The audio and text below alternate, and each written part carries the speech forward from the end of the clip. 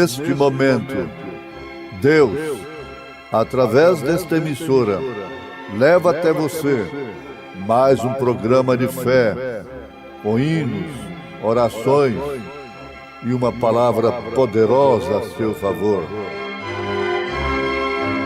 Fé para vencer o mundo. Somente crer, somente crer, tudo é possível, somente crer, somente crer, somente crer, tudo é possível, somente crer.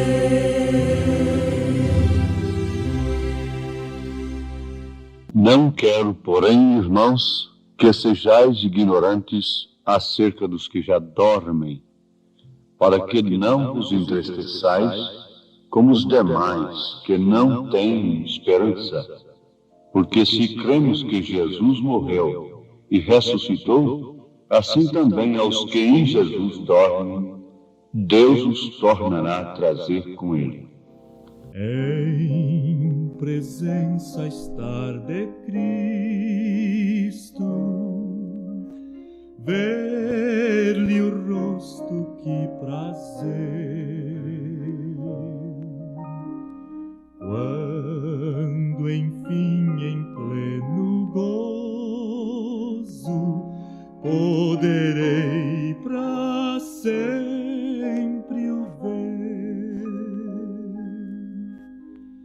face a face eu hei de vê-lo,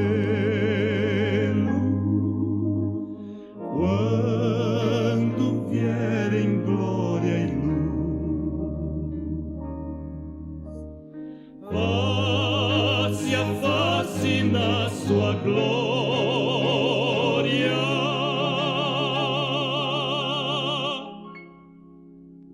Hei de ver ao meu Jesus.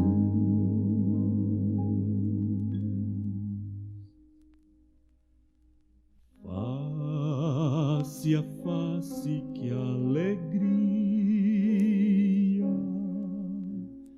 há de ser viver assim, vendo o rosto tão querido de quem padeceu por mim. Face a face eu hei de vê-lo, quando vier em glória e luz, face a face na sua glória.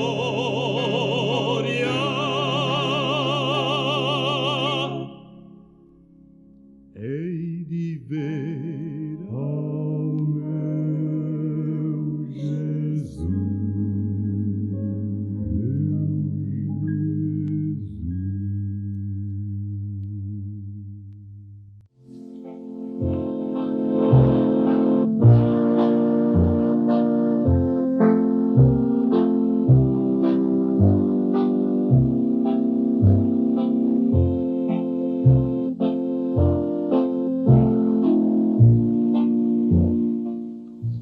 Não quero, porém, irmãos, que sejais ignorantes acerca dos que já dormem, para que não vos entristeçais como os demais, que não têm esperança.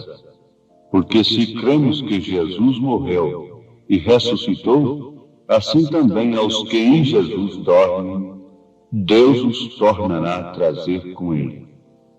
1 Tessalonicenses, capítulo 4, versículo 13 e versículo 14.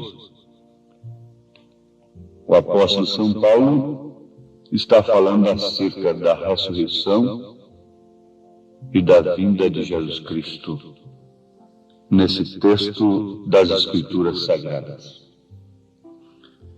Ele, se endereçando à igreja, como um verdadeiro apóstolo, logicamente fez tudo para que a igreja não vivesse sob misticismo, fanatismo, sob a direção de espíritos religiosos, mas sim conhecendo a verdade. Deus deu revelações aos seus verdadeiros profetas, não para enaltecê-los e fazer deles grandes homens, grandes líderes, e que assim eles pudessem alcançar fama sobre o povo. Não. Ele deu revelação para os seus profetas, sabendo que eles não tomariam aquilo para si, para se avantajarem de si, de uma maneira material com aquilo, mas sim para a edificação da igreja, para que a igreja não fosse enganada. Então ele fala como um profeta apóstolo à igreja, dizendo: não quero, porém, irmãos, que sejais ignorantes acerca daqueles que partem com Cristo, daqueles que morrem como cristãos verdadeiros. Em outras palavras, o apóstolo ainda faz a observação seguinte, como os demais que não têm esperança. Ouvintes, esses demais que não têm esperança são justamente aqueles que, depois que seus entes queridos partem daqui, eles começam a recomendar suas almas, crendo num suposto purgatório. Ou, por outro lado, crendo numa suposta reencarnação. Agora, isto não é escriturístico. E o apóstolo, com o zelo de Deus, não quis que a igreja ficasse mergulhada nesta escuridão acerca dos que partem, a ponto de dizer: eu não quero que vocês sejam como os demais, que não têm esperança. E por isso, ampliando a coisa, recomendam almas e esperam reencarnações e demais coisas. Jesus disse para o ladrão arrependido: hoje mesmo estarás comigo no paraíso. Não o mandou para o purgatório, nem tampouco disse para ele que ele teria que se reencarnar. Não. Então é uma coisa clara, lógica, diante dos nossos olhos, se é que queremos crer na verdade, então devemos crer desta forma. Aliás, é a melhor. O plano de Deus é muito melhor. O plano de salvação, criado por Deus, é muito melhor do que esses outros planos de salvação criados pelos homens, o que não passa de um engano e de uma grande decepção eterna. O plano de Deus é a salvação de graça. É pelo sangue de Jesus Cristo, é pela morte do Senhor Jesus. O que valeria então a morte do Senhor Jesus Cristo? Se ainda tivéssemos que passar por um segundo processo, um processo intermediário, antes de sermos assunto a Ele? Nós vivemos aqui em 3 dimensões: luz, matéria e tempo. Vejam, 3 dimensões: luz, matéria e tempo. E os nossos 5 sentidos estão em contato com suas dimensões. A nossa visão está em contato com a luz. O nosso tato está em contato com as matérias. E a nossa vida em si depende do tempo. Estamos sujeitos à luz, à matéria e ao tempo. Isto é certo? Agora, através da ciência, nós podemos captar a quarta dimensão. Vivemos em 3 dimensões, mas temos também a quarta dimensão, temos a 5ª dimensão, temos a 6ª dimensão. A quarta, ela é alcançada através da ciência, pelos nossos sentidos. Mas a ciência, por sua vez, tem que usar a eletrônica, os aparelhos como o rádio, o televisor, etc. Isto é a quarta dimensão. Agora, onde você está, em qualquer recinto, existem imagens e vozes. E se há um aparelho que possa captar estas imagens e estas vozes, você então vai ouvir em cada canal que esse aparelho tem uma espécie de voz e ver também uma espécie de imagem. Aí está a quarta dimensão. E quando os sentidos do homem, quando falamos do homem, isso é num sentido que envolve as crianças, as mulheres e todos, não é?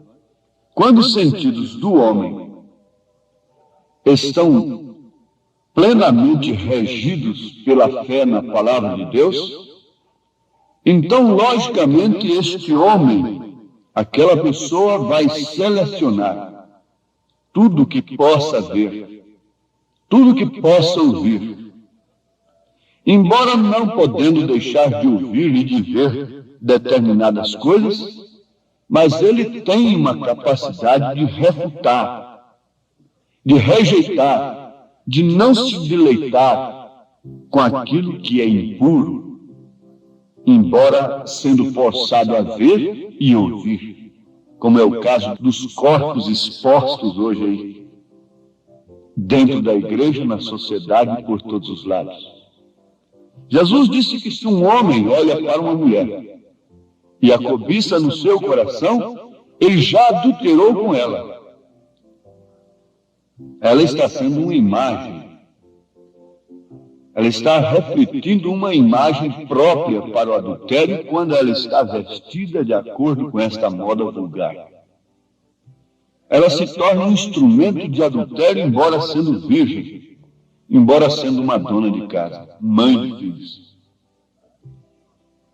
A sociedade precisava tomar conhecimento disso com temor de Deus. As religiões, os pregadores deveriam ter o devido espinhaço para mostrarem isso para as pessoas. Então ela, mesmo sendo uma mulher bem intencionada, se torna um alvo de adultério, uma provocação de adultério. Do outro lado está o homem, e se os seus sentidos não estão dominados pela fé na palavra de Deus, ele não resiste àquilo. E resultado, são 2 adúlteros diante de Deus. Tanto ela como ele. Ainda que ela nunca tenha pensado em adulterar com aquele homem, diante de Deus, ela é uma adúltera com aquele homem. Porque Jesus disse, aquele que atentar e cobiçá-la no coração, já adulterou com ela. Agora veja, irmã, se você se torna um instrumento desse. Você gostaria de ser? Aliás, é o que a mulher natural deseja, é ser olhada, cobiçada. Infelizmente, temos de encarar esta realidade. Mas bom é que fôssemos todos julgados aqui, enquanto não passamos para a 5ª dimensão. Então, através da 4ª dimensão, nós podemos captar as imagens. Isso está à mercê da ciência. Parece que misturou uma coisa com outra. Mas não. Com isso já falei sobre as imagens que refletem e que aparecem nos televisores e ditando as modas e coisas, etc. E também as músicas que vão pelo rádio. Agora, notemos, muito depende do estado do homem, do estado de alma. Porque, veja, a mulher do governador lá no Egito tentou por todas as formas adulterar com José, sendo ele um homem plenamente normal. Mas ele fugiu dela. Continuando sendo um homem normal. Esse é o verdadeiro homem. Não cedeu ao adultério, à prostituição, e logo constituiu uma família abençoada por Deus. Como pode você viver mergulhado na prostituição, no adultério e na cobiça, e esperar constituir uma família santa, separada para Deus? Como podemos nós pensar nisto? Mas aqui está a questão. A quarta dimensão leva a domicílio tudo que Satanás tem criado para perverter o pudor, a vergonha, o verdadeiro cristianismo. Ela é uma árvore da ciência do bem e do mal. Ela teria que fazer bem para poder fazer o mal. Ela teria que enganar. Ela não é árvore somente do mal, ela é do bem também. Mas agora vamos pensar ligeiramente sobre a quinta dimensão, e então você entenderá por quê que enquanto estamos vivendo sob essas quatro dimensões, luz, matéria e tempo, que conta favoravelmente com tudo a domicílio através dessa quarta, que a ciência leva dentro do seu lar. Veja isto, para você captar as imagens e as vozes. Dependendo da maneira que você viver nessas quatro primeiras, você irá para a quinta dimensão. E a quinta dimensão é como que um pesadelo, e isto é que é o inferno. O homem não está dormindo nem acordado. Não está morto nem vivo. Ele não chega ao seu destino. Isso é um pesadelo, é um estado de espírito. Inferno não é um lugar propriamente, um tacho de fogo, como se pensam. Inferno é um estado.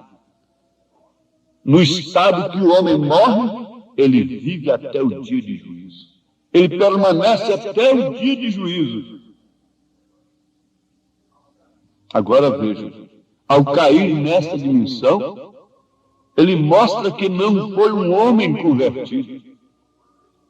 Ele mostra que enquanto ele estava vivendo aqui, sob a luz, a matéria e o tempo, e dispondo desta quarta dimensão, ele usou tudo para fins que o separavam de Deus.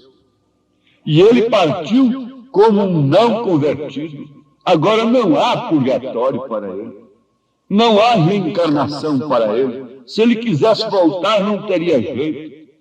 O rico disse para Abraão: oh, manda Lázaro molhar o seu dedo na água e tocar na minha língua, para ver se eu alivio um pouco. Não, ele estava em tormento, ele estava na quinta dimensão. Isso é figurativo.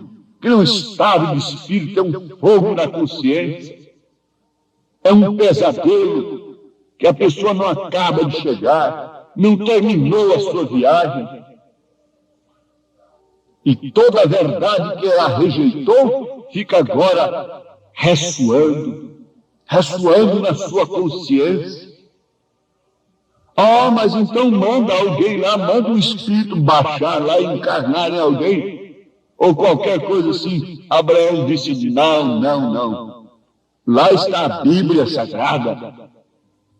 Agora que você tem que se salvar, meu ouvinte. Não é depois, não. É agora. Aquele homem que vai para a quinta dimensão, ele viveu seu tempo, ele morreu na terra, e ele não pode ir para a presença de Deus, porque ele não está preparado para ir lá sem o sangue. Ele viveu talvez como um religioso, debaixo de credos e dogmas, que não o levaram à santificação pelo sangue de Jesus Cristo. E viveu aí dominado pelos seus sentidos nessas dimensões aqui da terra. Ah, mas que coisa tremenda! Como podem dizer então que um olhar não faz mal? Jesus disse: os seus olhos são a candeia do seu corpo. Se o seu olho for luz, todo o seu corpo será luz. Mas se o seu olho for trevas, todo o seu corpo será tenebroso.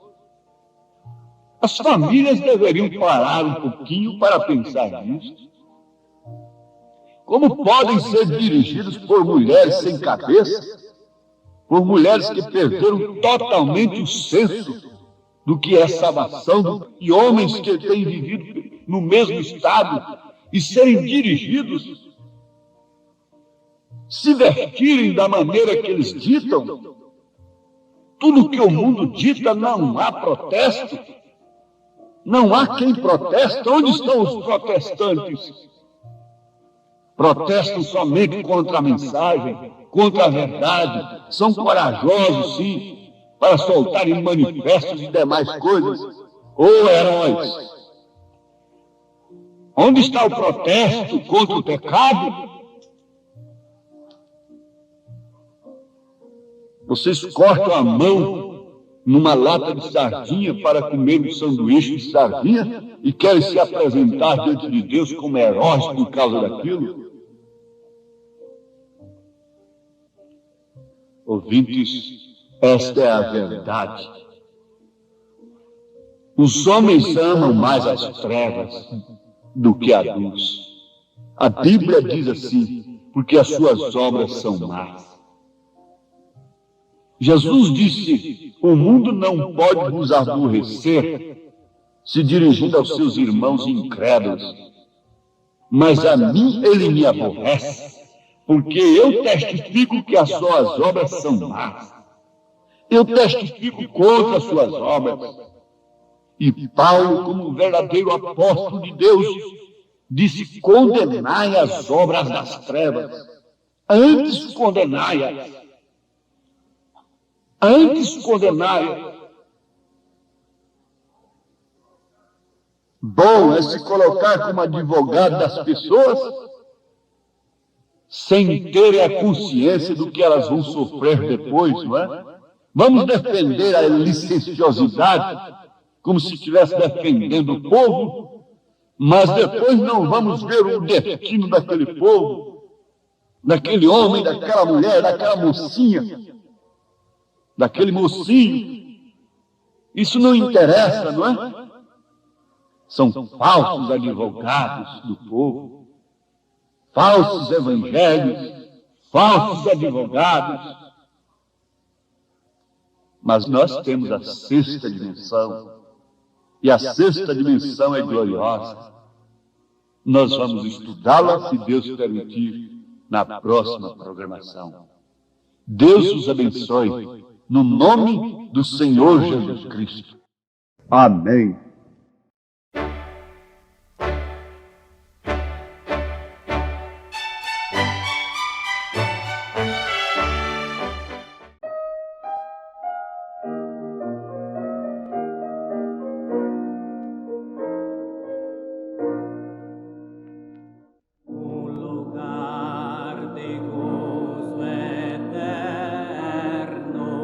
Preparado foi por Deus.